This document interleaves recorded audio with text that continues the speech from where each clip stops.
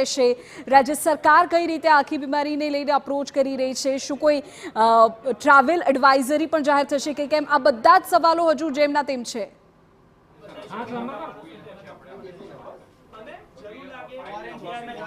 વિધિ, જે રીતે ગુજરાતનો પ્રથમ કેસ છે, આરોગ્ય વિભાગની ટીમ પણ આ બાબતે ગંભીર છે અને તપાસ કરી રહી છે. જે હેલ્થ વિભાગની ટીમ છે તેમની સાથે પણ વાત કરીશું કે આખરે કયા પ્રકારના જે રિપોર્ટ છે તેની પણ તપાસ કરવામાં આવી છે. કયા પ્રકારની તપાસ અત્યારે હજુ અમે લોકો આ કેસ જોઈ રહ્યા છીએ, કારણ કે હજુ અમુક ઇન્વેસ્ટિગેશન એમના આવ્યા જ નથી, બરાબર છે. એટલે કન્ફર્મ કઈ રીતનું છે કે પહેલી વખત જે એ દાખલ થયું પ્રી મેચ્યોર, ત્યારે એને જે લંગ્સના પ્રોબ્લેમ હોય એ રીતે એને ન્યુમોનિયા હતું, એને ડિસ્ચાર્જ આપ્યું, ફરીથી 24/12 એડમિટ થયું, અત્યારે એમને ડિસ્ચાર્જ આપી રહ્યા છે. હજુ એમની એ જ કન્ફર્મ નથી કે એમની જોડે લેબોરેટરીના જે રિપોર્ટ છે, બરાબર છે, એ હજુ અધૂરા છે. એ આવે પછી આપણે કન્ફર્મ કરી શકીએ. બરાબર. એમપીવી જે વાયરસ છે, તો આ વાયરસ જે ડિટેક્ટ થયો છે, પોઝિટિવ આવ્યો છે, સૌપ્રથમ તો દ્રશ્યમાં બતાવીશ કે એમપીવી ડિટેક્ટેડ બતાવે છે, આ રિપોર્ટમાં બતાવે છે. આ વાયરસ જે છે એ જોખમી છે એ અત્યારે હજુ આની અંદર જે લેબોરેટરીમાં હજુ એ નથી થતું આપણને ક્લિયર કે શેનું છે, બરાબર છે. એ હજુ આવે રિપોર્ટ, કે હજુ હું 5-10 મિનિટ થઈ જાય આવ્યો છું, જોઈ લઈએ પછી તમને કન્ફર્મ કહીશ. ના, એ જે આની ઉપર જે કહે છે એમાં ડૉક્ટરની જે આપણે પૂછ્યું લેબોરેટરીમાં પણ આપણે પૂછી રહીએ છીએ, એમાં એવું કહે છે કે ભાઈ આ હ્યુમન નથી, ચાઇના વાળો નથી. જે સિમ્પલ કે પેશન્ટ વાયરસ એ ન્યુમોનિયા એમને છે, બચ્ચાને ન્યુમોનિયા છે. એ હવે એક વખત કન્ફર્મ થાય પછી આપણે કરીએ, કે હજુ કન્ફર્મ નથી થયું. કન્ફર્મ થાય પછી આપણે કહી શકીએ. પણ એમપીવી વાયરસ પોઝિટિવ છે તેવું આ કેસમાં કહેવાય ખરું? ના, હજુ રિપોર્ટ નથી આવ્યો એની, એટલે હજુ શું છે કે 10 મિનિટ થઈ છે, હું હજુ કેસ જોઈ રહ્યો છું. એના રિપોર્ટ્સ બી હજુ શું છે, આ રિપોર્ટની અંદર હ્યુમન નથી, ન્યુમોનિયા વાયરસ કહે.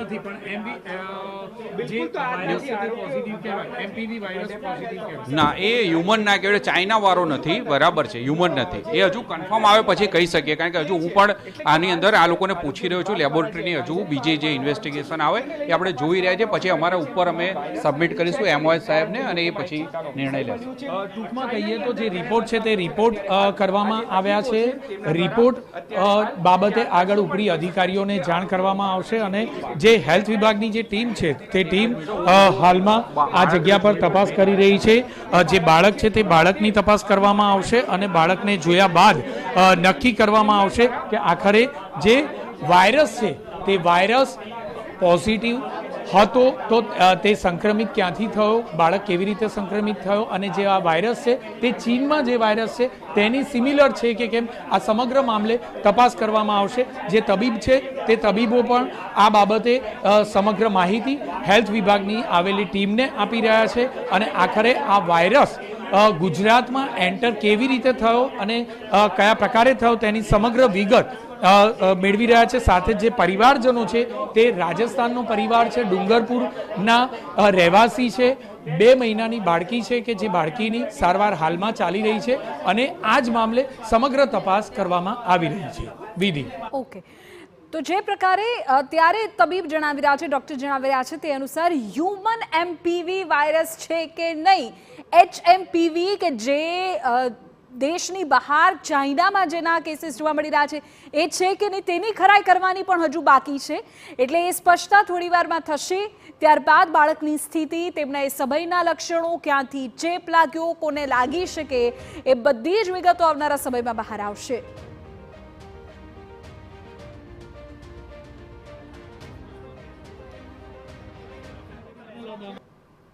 HMPV વાયરસનો ગુજરાતનો પ્રથમ કેસ નોંધાયો છે અમદાવાદમાં. વાત કરીશું ડૉક્ટર નીરવ પટેલ સાથે, તેમની સાથે વાત કરીએ. નીરવભાઈ, કયા પ્રકારનો આ કેસ છે, કઈ જગ્યાનો છે? પહેલાં તો હું સ્પષ્ટતા કરવા માગીશ કે HMPV વાયરસ જે આપણે ત્યાં પોઝિટિવ આવ્યું છે MPV વાયરસ છે, મેટાનિમો વાયરસ. હ્યુમન હોઈ શકે, એવિયન હોઈ શકે, અલગ અલગ પ્રાણીઓમાં ફેલાતા હોઈ શકે, પણ જે આપણે ત્યાં બાળક આવ્યું હતું એ મેટાનિમો વાયરસનું ઇન્ફેક્ટેડ હતું. હવે સિમ્ટમ લગભગ બધા વાયરસના ઇન્ફેક્શનમાં જે આપણે આગળ વાત કરેલી છે સરખા જ હોય. મેઇનલી એમાં શરદી ખાંસી, તાવ આવવો, અને ઘણીવાર બાળકને શ્વાસમાં તકલીફ થવી, ને એ બધી વસ્તુઓ સિવિયર કેસીસમાં જોવા મળતી હોય છે. હવે આપણા ત્યાં બાળકની વાત કરીએ તો જેનું લોકેશન જોવા જઈએ, જે હમણાં જ અમને ખ્યાલ આવ્યું, તો બેઝિકલી એ બિલોંગ કરે છે ડુંગરપુર બાજુથી. ત્યાંથી એ લોકો મોડાસા બતાવવા ગયા હતા, શ્વાસમાં તકલીફ વધતા એ આપણા ત્યાં આવ્યું હતું, અને અહીંયા આપણે લગભગ 5 દિવસ વેન્ટિલેટર સપોર્ટ પર રાખવું પડ્યું હતું. ભગવાનની કૃપાથી અને મહેનતથી બધા ડૉક્ટર્સની બાળક ધીમે ધીમે વેન્ટિલેટરથી ઓછું નાના મશીન પર આવ્યું, નાના મશીન પરથી એને ઓછું કરીને ઓક્સિજન પર લીધું, ને અત્યારે બાળક એકદમ રેડી છે. ડિસ્ચાર્જનો પ્લાન છે એવું એકદમ સરસ બાળક હવે થઈ ગયું છે. કે ક્યારે તેનો રિપોર્ટ માટે તેના સેમ્પલો મોકલવામાં આવ્યા હતા? કેટલા દિવસમાં સેમ્પલનો રિપોર્ટ આવે? હા, નોર્મલી આવા વાયરસ માટે અમે લોકો રેસ્પિરેટરી પેનલ કરાવતા હોઈએ છીએ, કે જેમાં લગભગ 15 થી 20 વાયરસીસ એ લોકો એક સાથે રિપોર્ટ કરતા હોય, જેમાં એક કોવિડ બી હોય છે. હવે એ રિપોર્ટ અમે લોકોએ કરાવડાવ્યો કે જસ્ટ કયો વાયરસ છે જેના લીધે આટલું બધું ઇન્ફેક્શન થયું એ જોવા માટે. એટલે એ રિપોર્ટ આપણો લગભગ 48 કલાકથી 24 થી 48 કલાકમાં પોઝિટિવ આવતો હોય છે. એટલે એ રિપોર્ટ આપણો પોઝિટિવ આવ્યો, પણ અમારી શ્યોરિટી એ નથી કે ભાઈ એ હ્યુમનવાળો મેટાનિમો વાયરસ છે કે નોર્મલ વાયરસ છે. પણ હા, જે બી હોય આપણે ધ્યાન રાખવાનું સરખું જ છે. શરદી ખાંસીનું, અને મે બી જે મેં તમને જણાવ્યું, કદાચ આ કેસ બેઝિકલી ડુંગરપુરમાં રહેતા હતા તો મે બી રાજસ્થાનનો બી હોઈ શકે. એટલે એ આપણે ફોકસ છે. એટલે હજુ ગુજરાતમાં પ્રવેશી ગયો છે, અને એ વાયરસ પેલો ચાઇનાવાળો વાયરસ છે એ એવું કહેવું થોડું હજુ ઉતાવળું ગણાશે. અત્યારે જસ્ટ આપણે એને મેટાનિમો વાયરસ તરીકે ગણીને એની ટ્રીટમેન્ટ કરી છે, અને અત્યારે બાળક આપણું સરસ થઈ ગયું છે, જે આપણા માટે પોઝિટિવ વસ્તુ છે.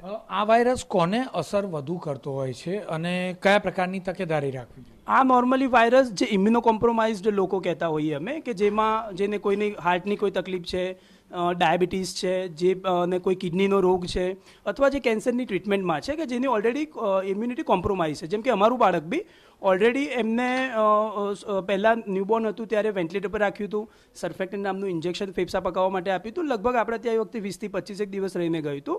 10-15 દિવસ જેવું ઘરે રહ્યું, જે ડુંગરપુરમાં, જ્યાં હું કહું છું રાજસ્થાનમાં, અને પછી એને ઇન્ફેક્શન થતાં ફરી આપણે ત્યાં આવ્યું, ક્રિટિકલ વધારે લાગતા ત્યાંથી અહીંયા આપણે રિફર કરવામાં આવ્યું, અને પછી આપણે ત્યાંની ટ્રીટમેન્ટ કરી, અને પછી બાળકને સ્ટેબિલિટી હવે મળી ગઈ છે. આ વાયરસ જોખમી કેટલો છે, અને ખાસ તો બાળકો અને વૃદ્ધોમાં અસર કરે છે? કોને અસર કરે છે અને કેટલો જોખમી? હા, એ જે નોર્મલી બધા જ વાયરસના ઇન્ફેક્શન માટે આપણે કહેતા હોઈએ, કે જે એક્સ્ટ્રીમ ઓફ એજીસ છે, કે જેમાં તમે વૃદ્ધ ગણી શકો, અને એક આપણે ન્યૂબોર્ન પીરિયડ કે ઇન્ફન્ટ એજ ગણી શકીએ. એ લોકો નોર્મલી કોઈ બી વાયરસથી સંક્રમિત થવાના અને એમાંથી સ્પ્રેડ થવાના ચાન્સીસ વધારે હોય છે. પણ જેમ આગળ બી મેં કહ્યું કે આમાં ગભરાવાની જરૂર નથી. જસ્ટ તમને શરદી ખાંસી થઈ હોય તો તમે નોર્મલ ડૉક્ટરને બતાવી દો, એની જે બેસિક મેડિકેશન લેવી લો. તમે શરદી ખાંસી ઘરમાં થઈ હોય તો તમે માસ્ક યુઝ કરી શકો. ટોળામાં જવાનું, જે રૂટીનમાં આપણે વાયરસ ઇન્ફેક્શનથી બચવા માટે કરતા હોય, ટોળામાં જવાનું અટકાવો, અને માસ્ક પહેરો, અને હેન્ડ વોશિંગ કરતા રહો. આટલી રૂટીન તકેદારી રાખો, હાઇડ્રેશન રાખો, તો આવા વાયરસથી કંઈ ગભરાવાની કે એ રીતની કોઈ પ્રકારની જરૂર નથી. એટલે કે બેઝિક હું એવું કહેવા માગીશ કે કોઈ પેનિક બટન પ્રેસ કરવાની જરૂર નથી. જે આ વાયરસ છે તે વાયરસ પ્રથમ કેસ ગણી શકાય ગુજરાતનો HMPV? અમે આગળ બી રિપોર્ટને ટેસ્ટ માટે કીધું છે કે મેટાનિમો વાયરસ છે, હ્યુમન મેટાનિમો વાયરસ છે, એવિયન છે, કે બીજા કોઈ પ્રાણીવાળો વાયરસ છે. પણ હા, મેટાનિમો વાયરસ તો એ છે જ. પણ જે રીતનું બાળકની હિસ્ટ્રી છે, બાળક જ્યાં રહેતું હતું એ બધું જોઈએ તો લગભગ આને કોઈ બહારથી લાગી ગયું હોય ઇન્ફેક્શન, ઇવન એ બી તમને સરપ્રાઇઝલી હું કહેવા માગીશ કે અમે લગભગ આવું 6 મહિને 12 મહિને આવા 1-2 વાયરસ જોતા જ હોઈએ છીએ, જે મેટાનિમો વાયરસ છે. હવે હ્યુમન મેટાનિમો વાયરસ જે ચાઇનામાં સ્પ્રેડ થઈ રહ્યો છે એ જ છે. એ કહેવું હજુ વધારે વાયરલ ટેસ્ટ ને બધી જે AMCને બી વાત કરી છે, એ લોકો બી આગળ બધા ટેસ્ટ કરશે શું છે શું નહીં, અને એના પછી આપણે ડિસાઇડ કરીશું કે આ હ્યુમન મેટાનિમો વાયરસ છે કે જસ્ટ એક મેટાનિમો વાયરસ જે વાયરલ ઇન્ફેક્શન જેવું જ છે. ટૂંકમાં કહીએ તો હાલમાં જે રીતે પ્રથમ કેસ નોંધાયો છે, આરોગ્ય વિભાગની ટીમ દ્વારા હવે તપાસ કરવામાં આવી રહી છે, અને આગળ કોઈ પણ પ્રકારે આ વાયરસ વધુ લોકો સુધી ન પહોંચે તે પ્રકારની કામગીરી હાથ પર ધરી છે. કેમેરામેન દીપક સેન સાથે જિગ્નેશ પટેલ, TV9 અમદાવાદ.